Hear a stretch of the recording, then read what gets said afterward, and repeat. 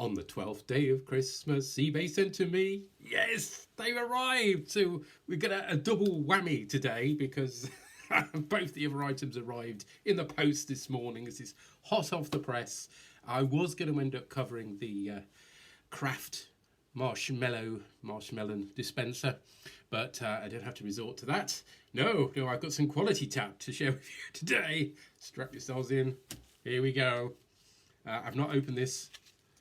Look, Star Trek V, and it's a complete collector card set. There we are.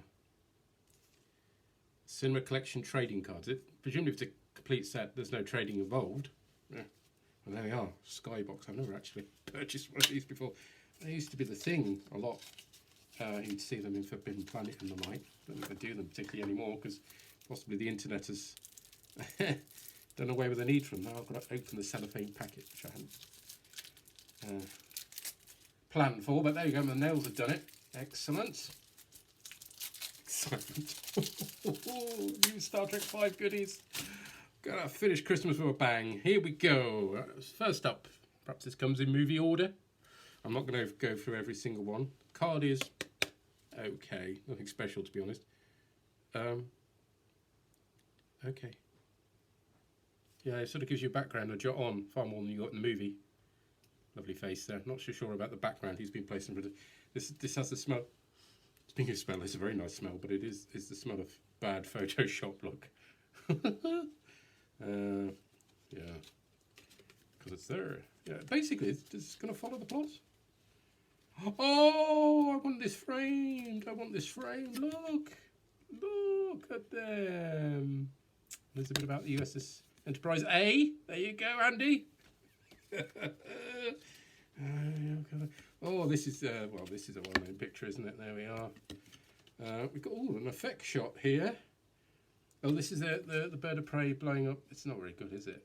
As a freeze frame goes. That's a bit better. I wondered if we... Yeah, no, okay. So... all the way through... Ooh! Survey card! You can tell you what they think. I'll need a zip code, whatever the hell that is. Postcode's over here.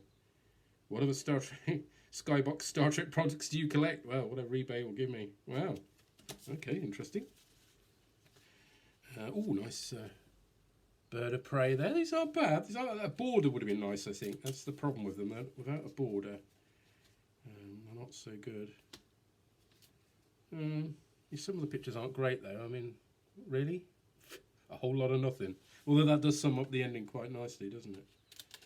Have we got any rock monsters? Oh, yeah, God.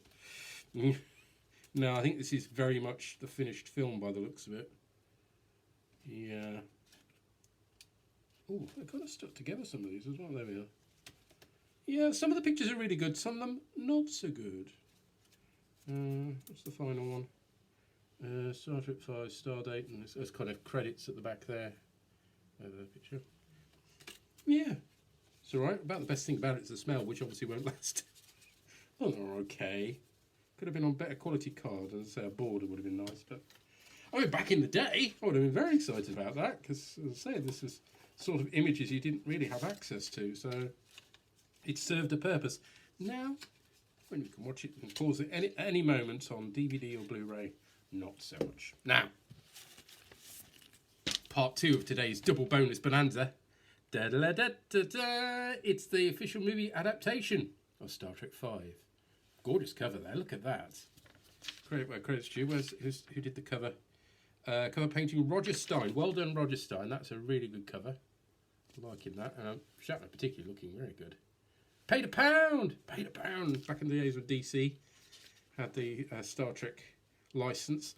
Once you've opened the page, the rest of the illustrations, that's apparently Cyborg. Are variable. I think it's fair to say. Basically, if they've used a... Let me see. That's supposed to be William Shatner, apparently. But if they do use photo reference from time to time. But one of the areas it really excels, and there's plenty of areas this excels. I read this in bed this morning, got more and more excited. Look, proper cantina scene there with real excellent looking aliens. That looks really good.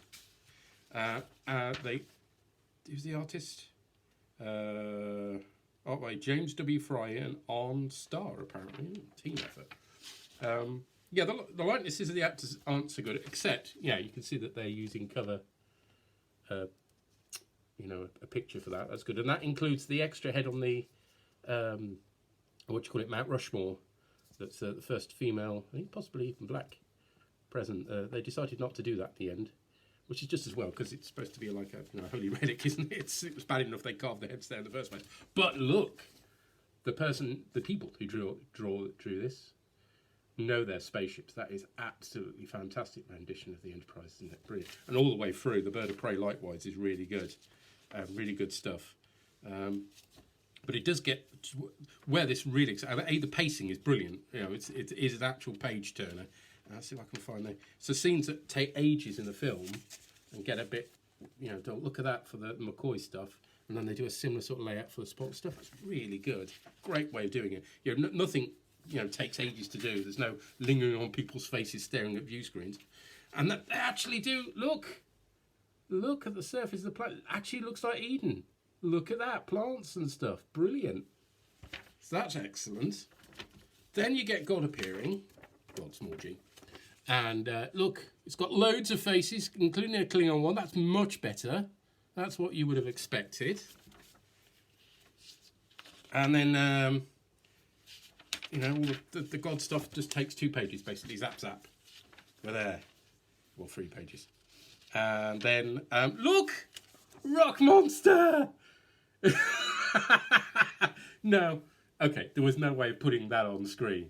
But how awesome is that? That's the artist really using their imagination, because even the man in the suit doesn't look anywhere near as good as that, does it? That is fantastic. And they actually have a bit of a battle with it, which is really good. The only thing I would say is right at the end, they don't, whilst they shoot at the rock monster, that, which is apparently God in this, it doesn't kill him, because at the end you've got, no! So he's kind of stuck there now, still a thing. Which is interesting, I suppose, but not quite the way the movie ends. And look, you can tell Peter David wrote this. Now, Peter David wrote a lot of the Star Trek spin-off novels, as well as being the comic writer for many years. And he knew his trick. I expect he still does, if he's still with us. And look. I had 2 brothers, Kirk says, and I lost one of them. And that's his actual brother from the original. Look, you see? Now, if only they let Peter David take a pass on the script, that sort of thing would have improved the movie immeasurably. So if you're going to experience Star Trek 5, this is the way to do it. It is a far, far better adventure in comic strip form. It's absolutely brilliant. It just goes to show that, you know, the basic premise was good.